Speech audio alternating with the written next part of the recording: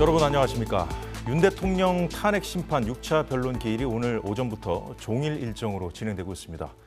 계엄 당시 국회에 병력을 투입한 핵심 증인들이 출석해서 탄핵 심판에 분수령이 될 거로 보이는데요. 오늘은 국민의힘의 이준우 대변인 그리고 민주당의 박수현 의원과 함께 짚어보겠습니다. 두 분 어서 오십시오. 안녕하십니까. 안녕하세요. 오랜만입니다. 예. 자, 오늘도 증인 3명이 헌재에 나오는데요. 오전 10시부터는 김현태 707 특임 단장, 계엄 당시 국회에서 현장 지휘를 맡았던 인물입니다. 오전에 증언대에 먼저 올랐었고요. 지금 오후 2시부터는 역시 핵심 인물이죠. 대통령이 직접 의원들을 빼내라 지시했다고 주장해왔던 인물이기 때문에 홍장원 전 국정원 차장과 함께 핵심 인물입니다. 지금 신문이 진행 중인데, 자, 먼저 이 곽종근 전 사령관 관련해서 지금 여러 가지 그 곽종근 전 사령관에 대해서 대통령 측하고 국회 측하고 그 신문을 하고 있거든요. 그래서 얘기들이 쭉 나오고 있는데, 일단은 그 당시 대통령으로부터 또 김용현 당시 이제 국방장관으로부터 국회의원들, 그러니까 계엄 당일 밤에 그 계엄 해제 의결이 벌어지고 있는 그 상황에서 본회의장에 있는 국회의원들을 빼내라고 지시받는 게 맞다고 오늘 재차 주장을 했어요. 어떻게 보셨습니까? 네, 오늘 오전에 이제 김현태 707 특임 단장이 진술을 했습니다. 곽종근 사령관이 의원 끌어내라는 지시한 적이 없다고 얘기를 했습니다. 배치되는군요. 네, 또? 정면으로 배치된 거고요. 그리고 김현태 단장은 국회의원이란 말도 끌어내라는 말도 없었다라고 진술을 했고요. 어제 있었던 그제죠. 그제 네. 이진우 수도상위 사령관과 일치하는 의견입니다. 체포라는 단어도 없었다.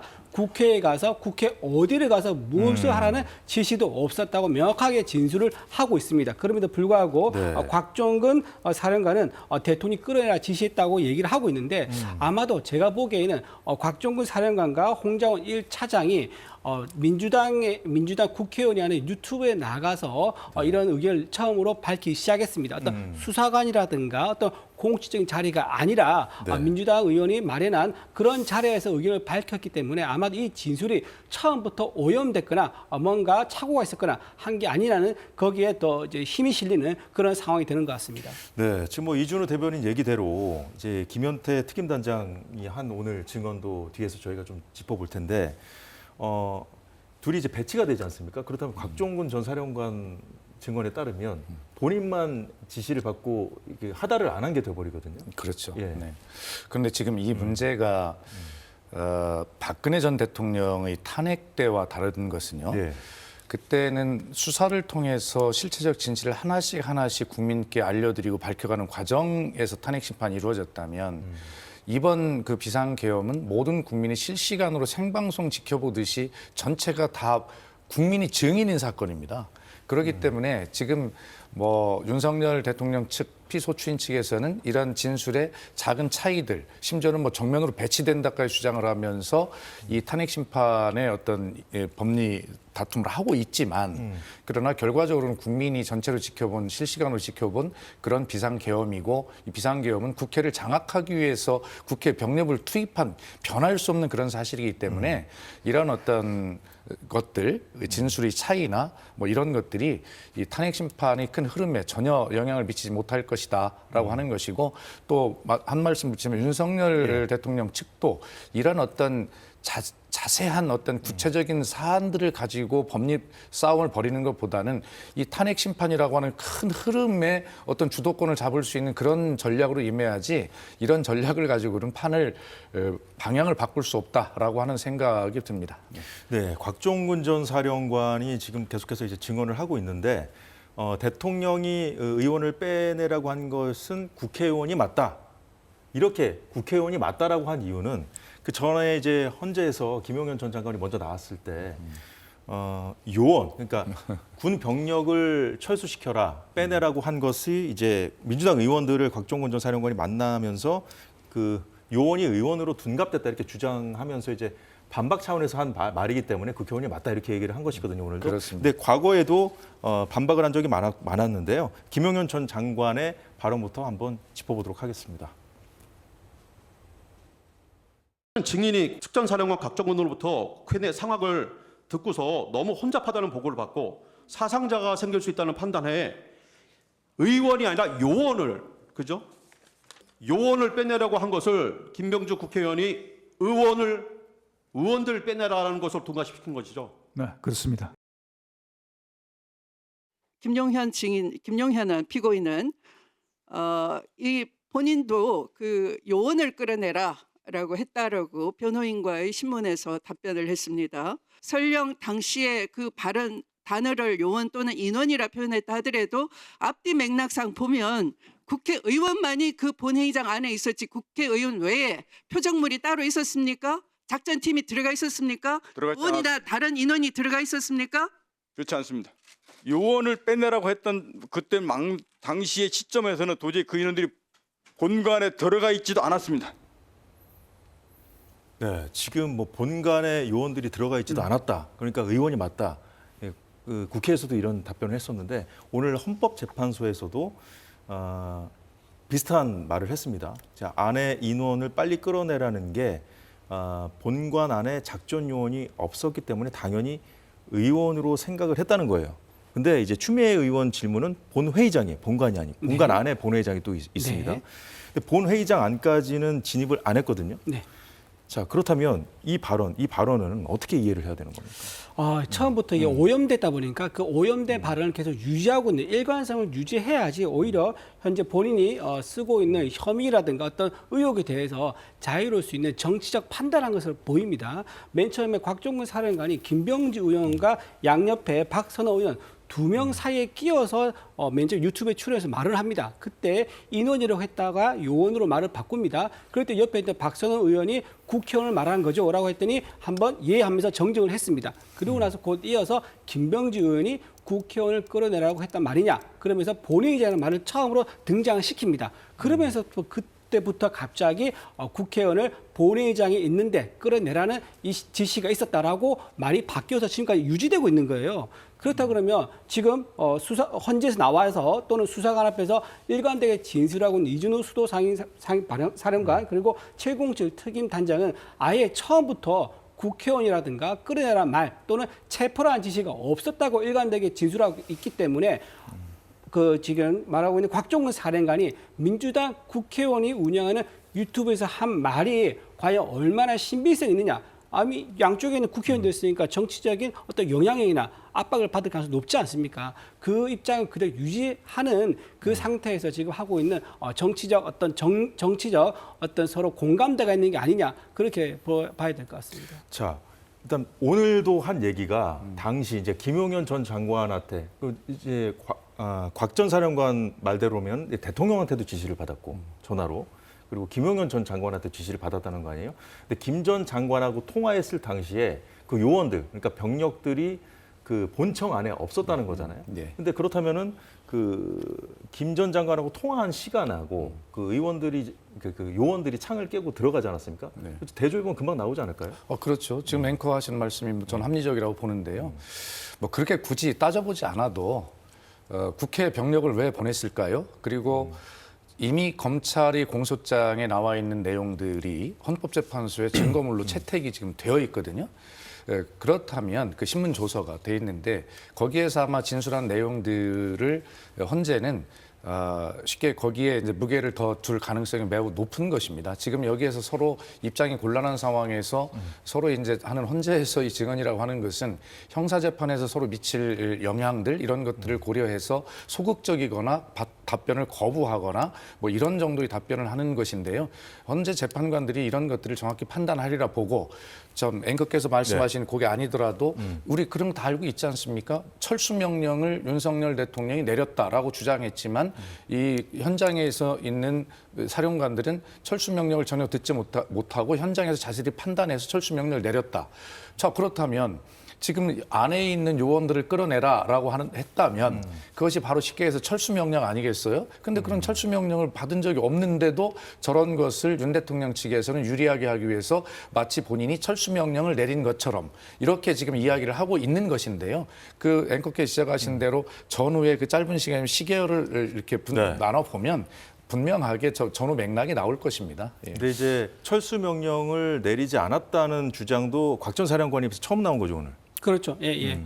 처음 나왔고요. 또 곽 전 사령관의 지금 얘기가 굉장히 의미 있는 얘기가 많이 나온 게 뭐냐면 케이블 타이 얘기가 나옵니다. 예. 케이블 타이가 사람 체포 목적 아니었다 또 얘기를 해요. 이건 김현태 특임 단장과 같은 말입니다. 예. 그러니까 처음에 케이블 타이가 보도가 됐을 때 이게 국회의원들을 묻기 위한 용도가 아니었느냐 했는데 그게 아니었다. 문을 봉쇄하기 위한 용도였다. 문 손잡이를 걸어서 거는 용도였다는 거예요. 왜냐하면 당연한 게 문을 봉쇄하려고 하면 무슨 자물쇠라든가 쇳덩이를 들고 와야 되는데 예. 그런 거 들고 작전할 수가 없지 않습니까? 너무 무겁고 부피가 크니까. 그러다 보니까 가볍고 효율적으로 쓸 수 있는 케이블 타이를 들고 갔었는데 그거는 애당초 사람 국회의원 체포 목적이 아니었다는 것을 곽종근 사령관도 인정을 했고요. 김현태 단장도 얘기를 했습니다. 또 하나 곽종근 사령관이 총을 들고 간 것에 대해서 굉장히 오버해서 얘기했다는 것도 지금 나오고 있는데요. 총을 가져가라는 얘기가 없었다고 했음에도 불구하고 먼저 김현태 단장한테 물어봐가지고 테이저건이라든가 공포탄 사용 방법을 물어봤다 그래요. 즉 지시가 없었는데도 불구하고 본인이 지시 이외에 오버해서 뭔가를 병기라든가 장비를 챙기려고 했던 게 지금 또 얘기가 나왔거든요. 근데 거기에 대해서는 곽종근 사령관 또 얘기를 안 하고 있습니다. 본인이 알아서 과하게 한 부분이 있어서 지금 이런 진술을 하고 있다 이렇게 의심하고 계시는 그렇죠. 거예요? 본인이 과하게 밑에 하다란 지시가 있으니까 이건 나중에 그 직권 남용이 될 수 있는 거죠. 그러니까 그런 문제를 자기가 벗어나기 위해서는 체포 지시가 있었다라고 일관되게 주장해서 국회의원 끌어내라는 지시가 일관되게 있다고 주장을 해서 위에 있는 상사에게 책임을 떼어넘기는 그런 좀 방법을 구사한 게 아닌가 생각이 듭니다. 자, 그렇다면 곽종근 전 사령관의 증언대로라면 예. 의원들이 의결을 못하게 빼내라고 했다는 거 아닙니까? 대통령과 그 김용현 전 장관이. 그렇습니다. 네. 자, 그런데 실제 이게 본회의장, 그러니까 국회 이제 본청에 들어간 다음에 본회의장에 접근하려면 계단도 하나 올라가야 되고 로텐도 홀을 지나서 한참 걸어 들어가야 되거든요. 그렇습니다. 이제 지시를 본인이 했는데 그게 실행되지 못했다는 의미인지 어떤 의미인지 좀 궁금하거든요. 그날 이제 경험을 하셨을 거 아닙니까? 네, 그럼요. 뭐 저도 사실은 그날 그 계엄 해제 의결 투표를 하지 못했습니다. 저는 이제 도착을 했는데 예. 지하 통로로 들어오라는 이제 문자 메시지들 안내가 있어 들어갔는데 지하 통로로 하면 의원 회관과 그러니까 본청을 있는 본청을 지하 연결한 통로를 지하 말씀하시는 통로에 거죠? 그래 갔더니 처음 보는 그 철제 셔터문이 내려서 완전히 봉쇄가 돼 있더라고요. 그래서 그 틈을 통해서 그 안에 보니까 707 특임 단원들이 바글바글 있었는데 네. 그래서 제가 그 틈에 대고 계속 한 10분 정도 설득을 했어요. 그래서 문이 결국 열리긴 했는데 그 타임이 뭐냐면 저 페이스북에 돼 있습니다만 우원식 의장이 해제 가결 방망이를 두드리고 나서 문이 바로 열린 거더라고요.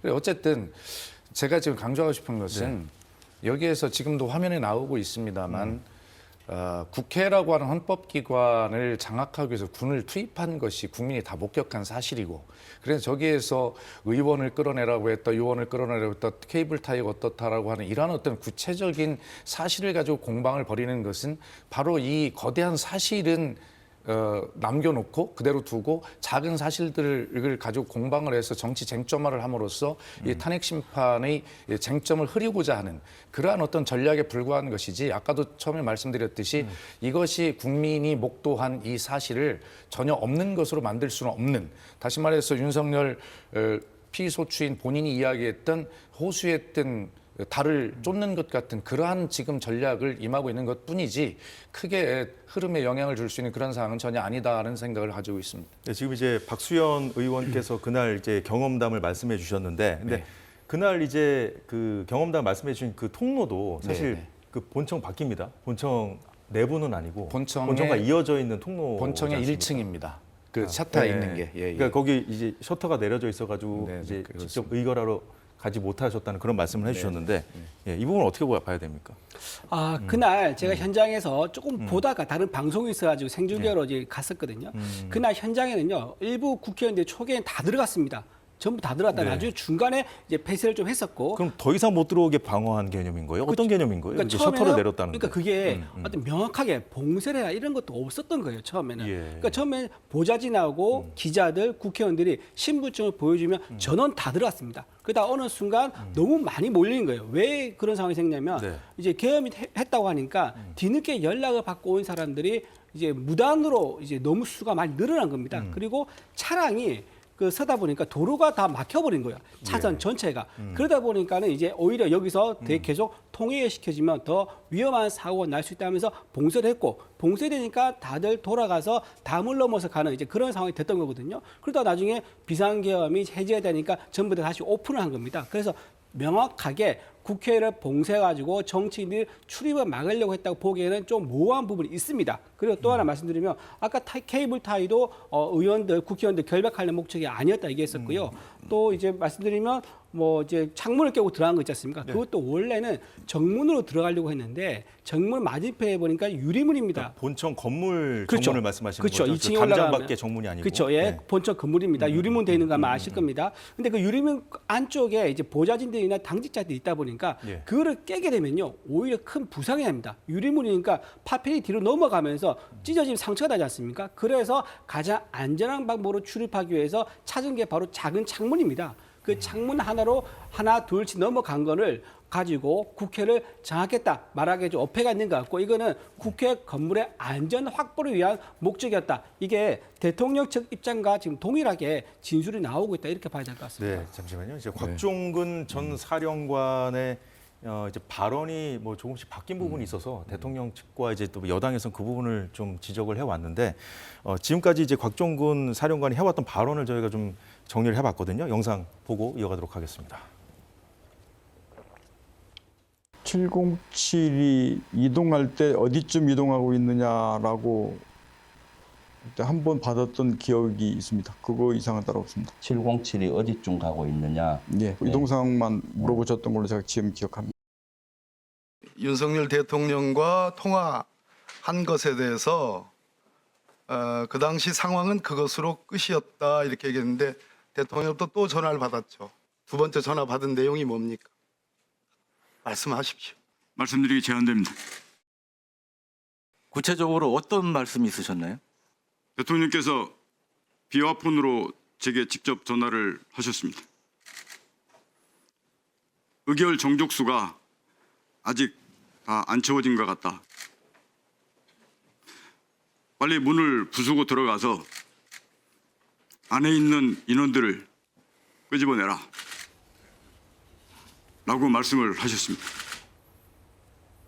네, 곽종근 전 사령관이 이제 계엄 해제 이후에 처음으로 이제 어떻게 보면 뭐 유튜브긴 하지만 공개적으로 이제 발언을 한 거잖아요. 12월 6일이었습니다. 12월 6일 날 대통령하고 통화를 딱 한 번밖에 안 했다. 예. 그게 이제 뭐 의원은 빼내라 이런 내용이 전혀 아니고 딱 한 번만 했다 이렇게 얘기를 했다가 한 나흘 정도 지나서 12월 10일 날 박범계 의원 질문에 대해서 대통령과 사실 그 한 번뿐 아니고 두 번 통화를 했다. 그래서 그 두 번째 통화에서 대통령이 지금 얘기하고 있는 오늘도 헌재에서 얘기하고 있는 빼내라는 의원들을 빼내라는 지시를 직접 했다는 것이거든요.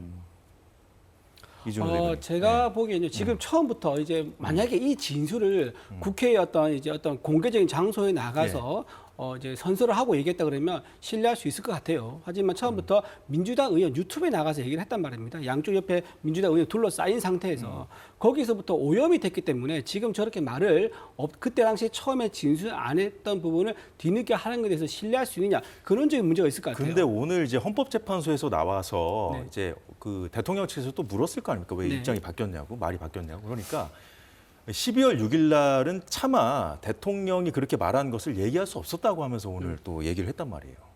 차마 얘기할 수 없었다. 왜 얘기 안 예. 했는지를 오늘 네. 밝혔다는 겁니다. 네, 차마 얘기할 수 없었던 건지 아니면은 지금이라도 뭔가 얘기를 해야 됐던 건지 아니면은 민주당이 그때 김병지 의원의 유튜브에서 했던 얘기를 좀 더 보강해서 진술하는 게 내가 살아남는 길이라고 생각을 해서 한 건지 그거는 알 수 없는 겁니다. 그리고 곽종근 의원 지금 곽종근 사령관 했던 말들이 여러 가지 모순이 있고 그리고 지시를 했는데 밑에서 실행이 안 된 부분이 있고 이런 상황이 하나씩 드러나고 있지 않습니까? 예를 들면 밑에 그 곽종근 끌어내라 그런 지시를 본인은 얘기하고 있지만 밑에 전달받은 사령관이 아무도 없습니다. 전달받은 지휘관이 아무도 없어요. 그럼 이게 본인 지시받고 한 말인지 본인 생각에 그냥 머물다가 만 건지 그걸 어떻게 합니까? 그리고 지금 보면은 근데 본인 그 이제 곽 전 사령관한테 이런 지시를 하달받지 못했다는 거는 위에 지시를 곽 전 사령관이 했다는 대통령과 김용현 전 장관도 그런 지시를 한 적이 없다고 그러고. 그렇죠. 그리고 곽 전 사령관 그 밑에 있는 그 수하에 있는 그런 적이 사령관들도 없는 거죠. 없다고 그러고. 그렇죠. 그러면 곽 전 사령관이 그런 지시를 했다는 얘기도 되는 거예요.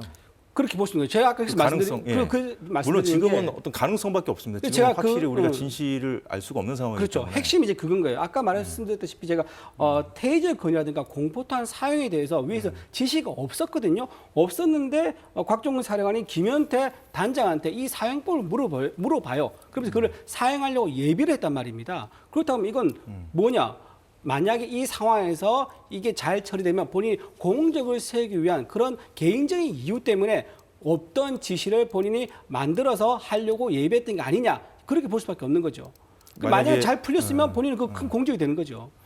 자, 그런데 이제 지금 방금 전에 제가 이제 이준호 대변인께 얘기했듯이 차마 12월 6일 날은 예. 2차 통화에 대한 얘기를 할 수가 없었다고 오늘 헌법재판소에 나와서 얘기를 했고요. 그러면서 자세하게 또 얘기를 합니다. 그 용어를 또 순화해서 얘기했다는 거예요. 대통령이 부수고라고 했는데 열고라고 자기가 이제 순화를 했고 끌어내라고 했는데 데리고 나오라고 이제 용어를 순화했다는 얘기까지 했습니다.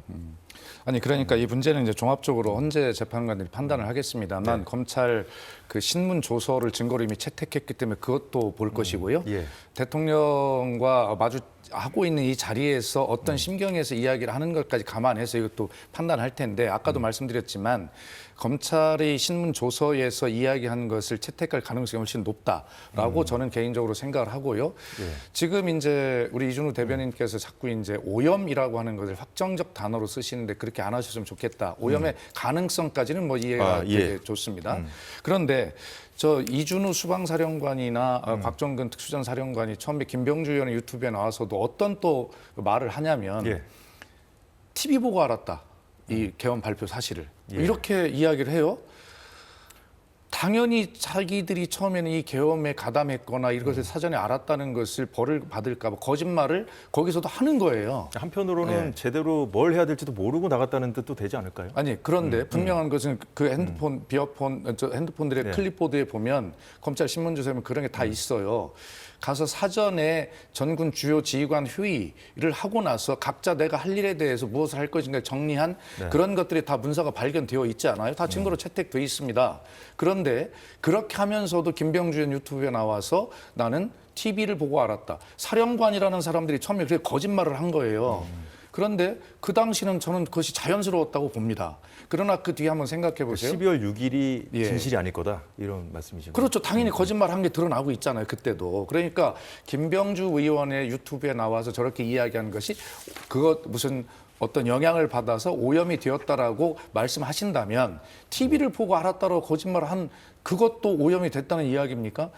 오히려 자연스럽게 봐야 되고 그 뒤에 윤석열 대통령의 입장이 나는 전혀 이런 것들을 하지 않았다라고 아니 사령관들은 부하들은 전부 다 구속이 돼 있는데 본인만 빠져나가려고 자꾸 하고 거짓말을 하니까 이제 군인 인생이 완전히 끝난 상황 아닙니까? 그러기 때문에 이제 진실을 이야기해야 되겠다라고 점점 진실을 입을 열은 것이죠. 그것이 자연스러운 것이지 이것이 뭐 어떤 오염이 돼서 어떻게 했다거나 뭐 작은 표현의 차이는 있을 수 있습니다만 그 큰 흐름은 전혀 변할 수 없고 이미 검찰 신문 조사에 나와 있는 그것이 최초의 진실일 가능성이 매우 높다는 이준호 이야기입니다. 대변인이 방금 전에 이제 곽 전 사령관이 그 빼내라는 지시를 곽 전 사령관이 했을 가능성도 있다. 그 부분 어떻게 되세요? 아니 그러니까 그 문제는 뭐 지금 여러 가지 가능성을 다 말씀하실 수는 있는데 예. 그러나 이미 검찰 신문 조서에서 진술한 내용들이 다 있기 때문에 그리고 헌재 재판관이 엊그제 물어보지 않습니까?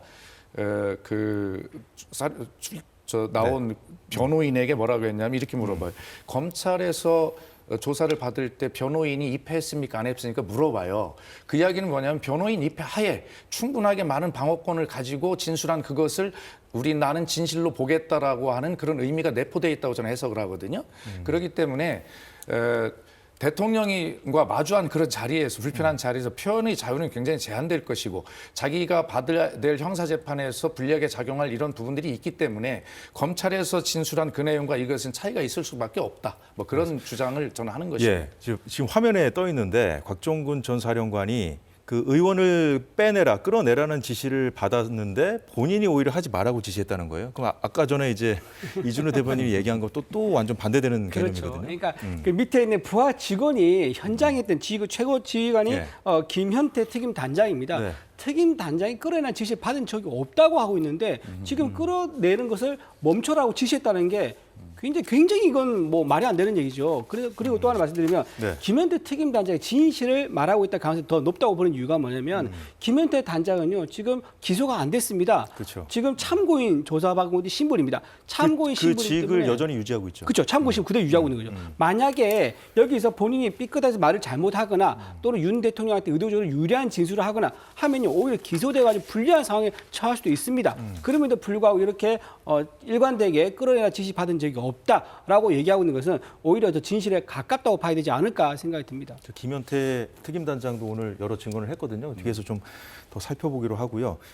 지금 막 또 뜬 그 속보인데 윤 대통령이 오늘도 신문이 허락되지 않았죠. 오전에 상황을 보니까 신문을 안 하던데 뭐 발언권을 얻어서 한 발언인지 모르겠습니다만 그 홍장원 전 차장과 곽종근 전 사령관 때문에 이 탄핵 공작이 시작됐다. 오늘 탄핵 공작이라는 표현까지 썼습니다. 아까 전에 이제 오염 가능성 정도는 얘기해도 되는데 그것도 적절치 않다고 하셨는데 오늘 대통령은 직접 탄핵 공작이다. 의도가 다분하다. 이런 말까지 했네요.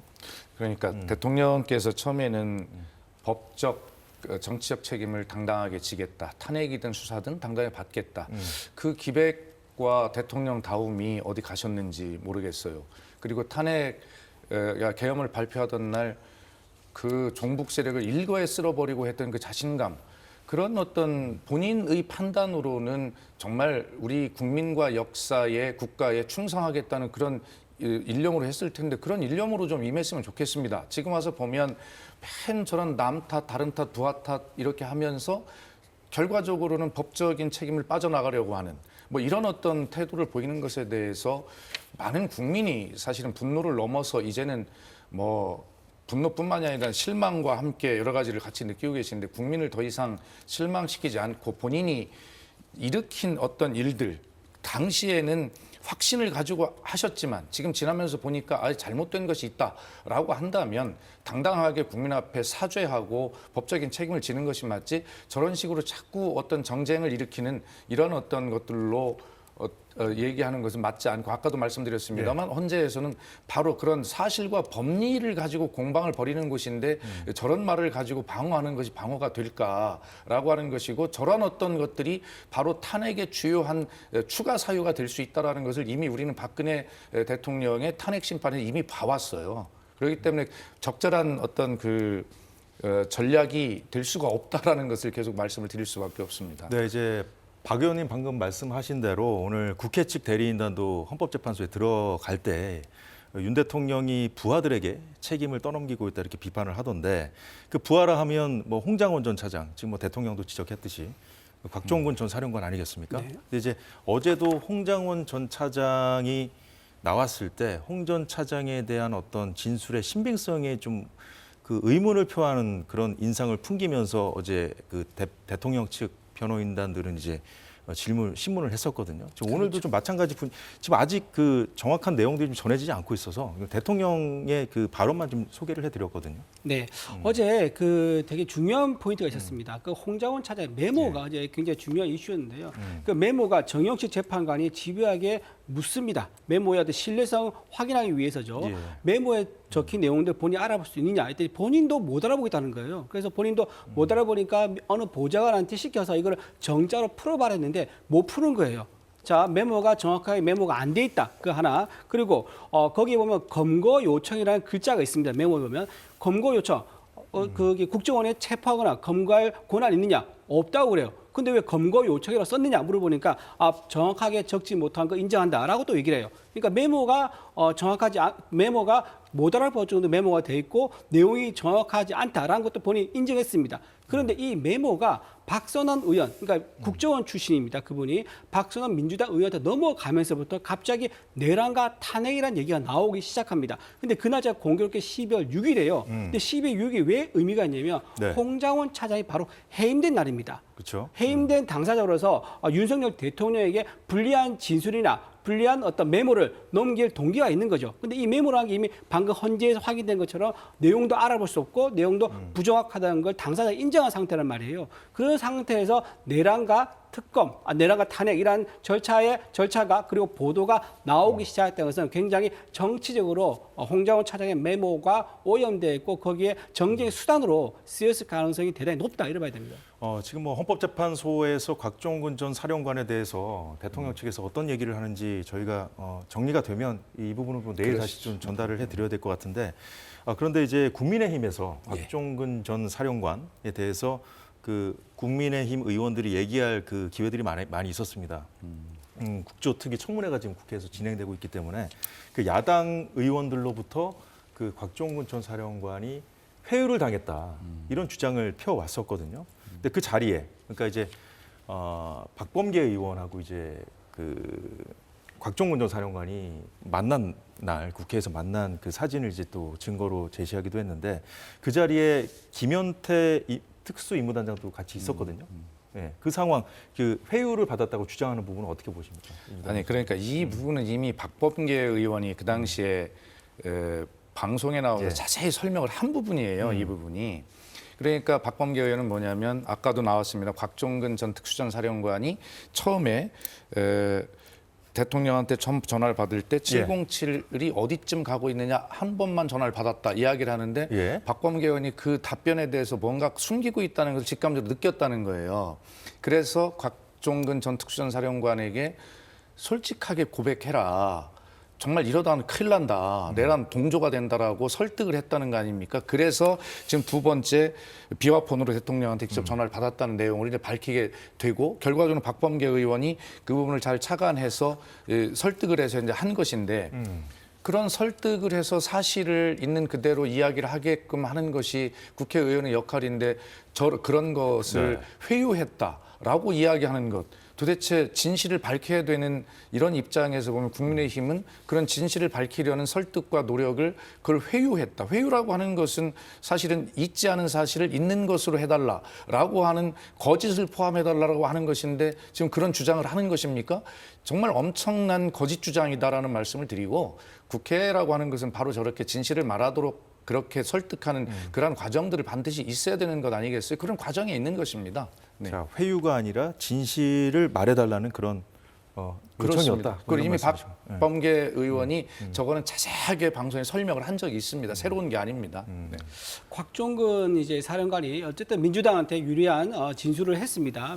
유리한 얘기를 했는데 지금 방금 말씀 헌재에서 나온 것처럼 지시받지 않은 것들을 준비하고 예비한 것들이 지금 드러났습니다. 예를 들면 테이저건이라든가 아까 말씀드린 공포터 사용 같은 거 이걸 준비를 했었고요. 또 위에서는 국회의원을 끌어내라, 체포하라 지시가 없었다고 얘기하고 있고 밑에서도 곽종근 사령관한테 그런 지시를 받은 사람이 없다고 얘기하고 있습니다.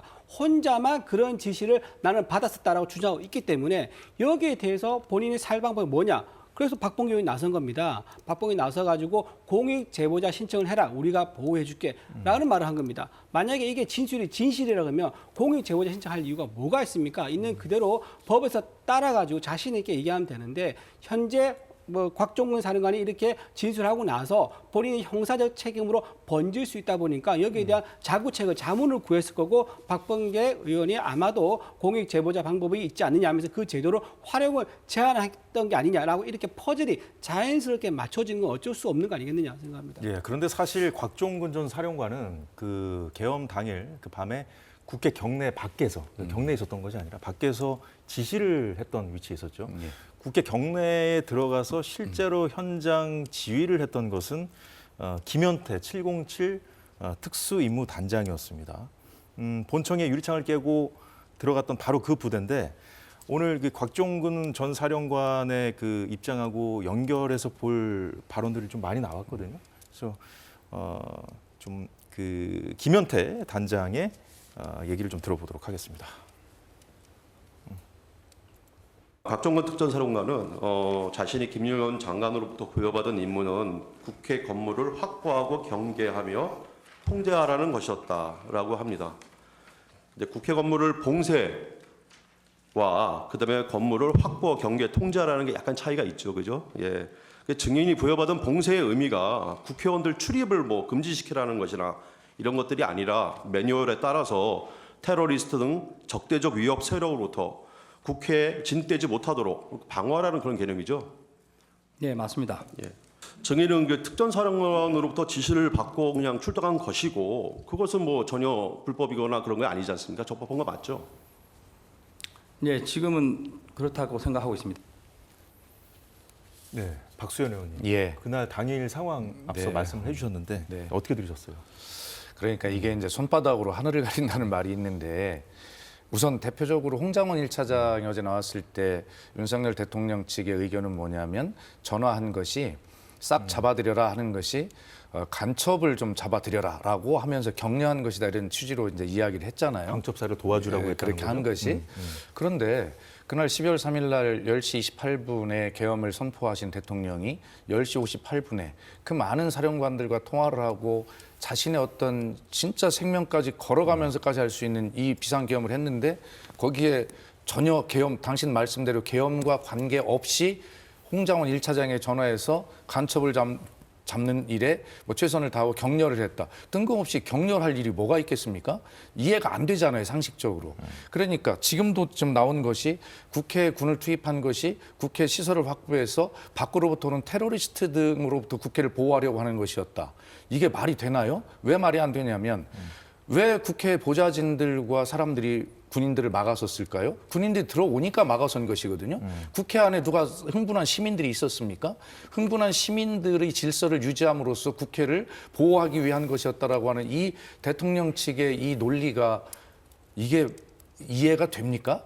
그러면서도 저렇게 정말 어떤 손바닥으로 하늘을 가리는 논리를 가지고 지금 헌재에서 저렇게 하는 것을 볼 때 저는 국민께서 이 문제를 이해하실 국민은 저는 없다고 생각하고요.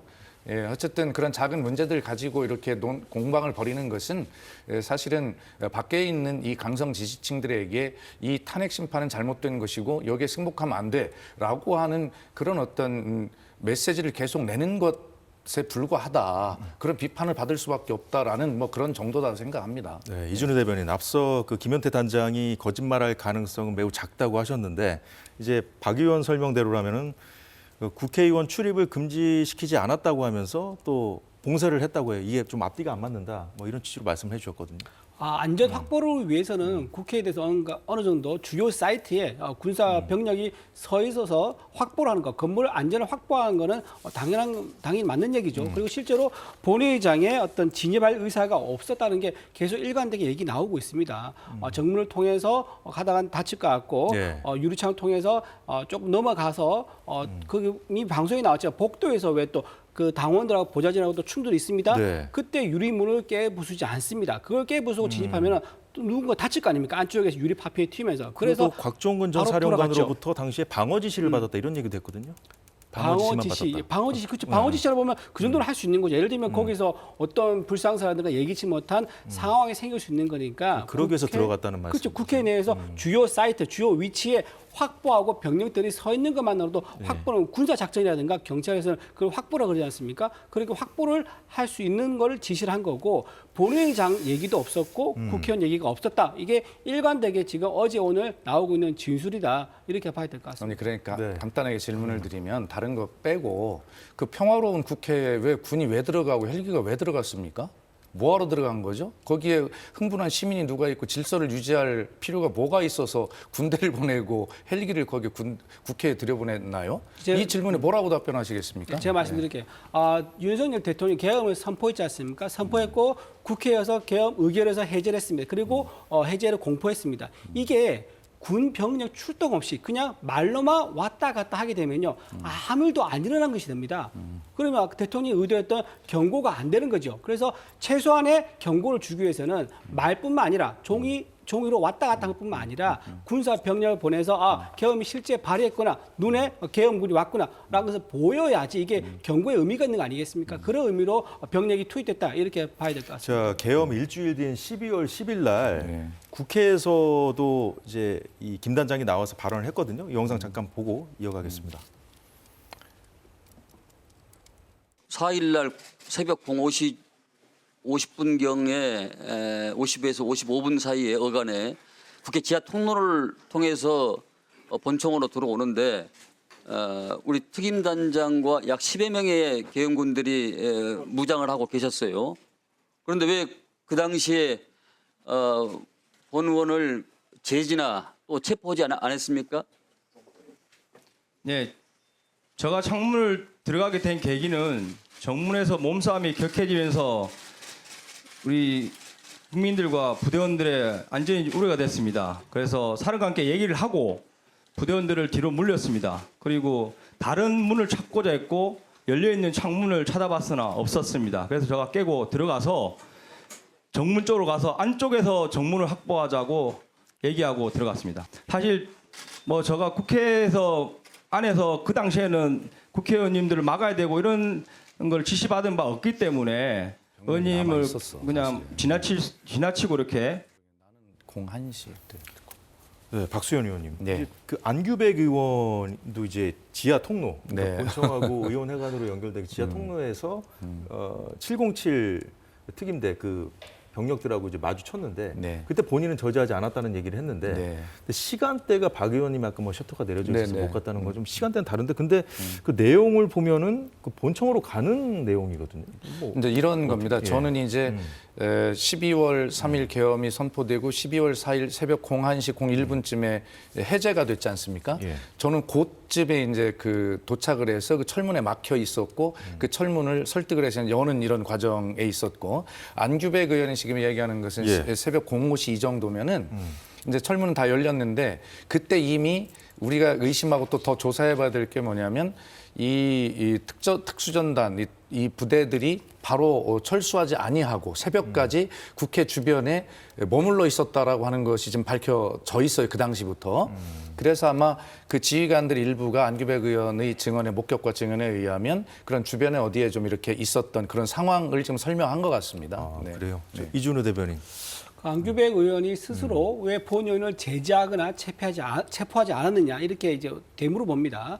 그 아마 상황이 보니까 당시에 안규백 의원뿐만 아니라 의원들 상당수가 목격됐더라도 또는 마주치더라도 저지되거나 체포된 분이 실제로 아무도 없었던 것 같습니다. 시도도 하지 않았었던 것 같고요. 해제가 됐으니까요. 해제됐으니까 그럴 수 있지만 그 전에도 들어갈 때 나올 때 계엄군하고 마주쳤습니다. 왜냐하면 담을 넘어서 뒤늦게 들어가는 의원들도 있었거든요. 근데 실제로 그때 뭐 데리러 가거나 구인하거나 이런 게 전혀 없었습니다. 없었기 때문에 아마도 국회의원들은 어떤 뭐 구인하라 이런 지시가 아예 없었기 때문에 목격을 해도 그냥 지나치지 않았는가 그런 생각이 드는 거고 지금 저 이제 그 안규백 의원이 말씀하신 것처럼 그 이후에 상황은 아마도 그 현장 상황이 해제되고 나서 상황이 정리될 때까지 상황을 좀 더 유심히 보고 모니터를 해라 이런 의미가 아니었나 싶습니다. 예, 지금 화면에 나오듯이 이 김현태 단장은 국회의원을 뭐 막으라, 뭐 이런 지시 끌어내라, 막으라, 뭐 이런 지시는 없었다고 좀 일관되게 진술하고 있거든요. 그러니까 그렇죠. 저게 이제 김현태 단장입니까?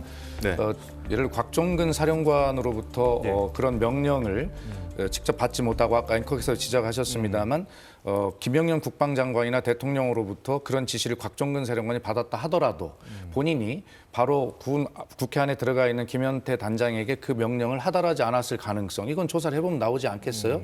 김현태 단장이 그런 명령을 받은 적이 없다라고 해서 곽종근 사령관이 대통령이나 김영현 장관으로부터 받았다고 하는 그 명령이 없었다라고 이렇게 이야기하는 것은 논리의 성립이 아직은 안 되는 이야기니까 그 부분은 철저하게 한번 따져보면 될 일이라고 생각합니다. 근데 그 말이 맞다면요. 만약에 곽종근 사령관이 처음부터 나는 그런 지시를 받았지만 부당하기 때문에 하달을 안 했다. 이런 식으로 아마 얘기를 했을 겁니다. 이런 식으로 그냥 아예 처음부터 그냥 딱 지시가 있었다라고 말만 하고 끝내지는 않았을 겁니다. 그런 의미에서 아마 상당히 오염됐을 가능성 저는 배제할 수 없다고 봅니다. 자, 김 단장이 12월 9일 그러니까 계엄하고 한 6일 정도 지나서 기자회견을 한 적이 있거든요. 그때 당시 영상도 저희가 준비했습니다. 앞서 진술을 드렸지만 저는 법적인 부분을 전혀 몰랐고 또 150명이 국회의원이라는 거는 직접 듣지는 않아도 그렇게 이해를 하셨다면서요? 아닙니다. 당시에는 이해를 못했습니다. 이후에 언론을 보고 이해를 한 거고 네. 저는 사실 그 가결이라는 부분도 정확히 모르는 상황이었습니다. 현장에서는. 그래서 그 뒤섞여 있는 상황에서 전화를 받았을 때 기억나는 게 150명의 숫자가 기억나서 말씀드린 거고 그러면 150명이 누구를 얘기하는 걸로 이해하셨다는 겁니까? 그래서 그때는 150명 숫자에 대해서는 기억만 하는 거지 들어갈 수 있겠느냐의 단어에 포커스를 두고 사령관께 들어갈 수 없습니다라고 답변을 드린 겁니다. 그러니까 이제 숫자 150에 대해서 기자회견 때는 이제 그 계엄하고 6일이 지났기 때문에 본인이 그 150명이 주체가 뭔지 국회의원인지 계엄 당일에는 몰랐다는 거예요. 그래서 당시 이제 곽종근 당시 사령관이 150명이 넘으면 안 된다. 이게 이제 김 단장이 전하는 말입니다. 150명이 넘으면 안 된다. 이렇게 얘기를 하니까 본인이 이렇게 했다고 그래요. 안 된다. 더 이상 못 들어간다. 그러니까 150명을 당시에 이제 김 단장은 병력으로 이해를 하지 않았을까? 김 단장 얘기만 보면 그런데 그렇죠. 그 추후에 이제 이 150명이 국회의원이라고 파악을 했다는 겁니다. 그렇죠. 예. 예. 그 있는 그대로입니다. 그 현장에 있던 현장 지휘관의 입장에서는 150명의 병력이 이동에 대해서 얘기한 걸로 이해할 수가 있는 거죠. 본인 발언에 따르면 그렇게 그렇죠. 해석을 예. 해볼 본인 수가 발언이 있는데 그렇게 나온 거죠. 근데 국회의원이었다는 거잖아요. 그렇죠. 그때 국회의원이었다고 해서 지금 이제 이후에 이제 그 의미를 이제 아는 네. 거죠. 비상계엄을 해제하기 위해서는 최소 인원이 몇 명이 된다 이런 네. 것들 아니까 그렇게 얘기한 거고 처음에 있던 현장에 있던 지휘관은 그 150의 의미가 지금 나와 있는 출동한 병력의 수를 얘기하는 건지 아니면 그 수 의미가 뭔지 아예 모를 수도 있는 거고요. 현장에 있었을 때는. 네. 그렇기 때문에 이걸 가지고 150명을 정치적 목적으로 어떤 하달이 됐고 그게 실행이 됐다라고 보기에는 좀 해석이 좀 과할 수 있겠다 이런 생각이 듭니다. 이 헌법재판정에서 이제 나오는 이런 것들을 우리가 토론을 하고 있는데 엊그제 나왔던 이진우 수방사령관 같은 경우도 뭐 거부하거나 소극적이거나 또 입장을 달리하거나 뭐 이런 여러 가지 모습을 보였잖아요. 이제 그러자 바로 이제 언론이 오늘 아침에 보도를 한 것을 보면 이진우 수방사령관이 그날 당일날 수행 장교의 그 검찰 증언이 다 밝혀졌습니다. 그래서 대통령으로부터 비화폰으로 4번의 전화를 받았는데 그것이 조용한 찬 공간이었기 때문에 스피커폰으로 통화를 하지 않았어도 전부 내용을 들을 수 있었다. 그래서 그 내용을 자세히 검찰에 진술을 한 것이 또 밝혀졌습니다.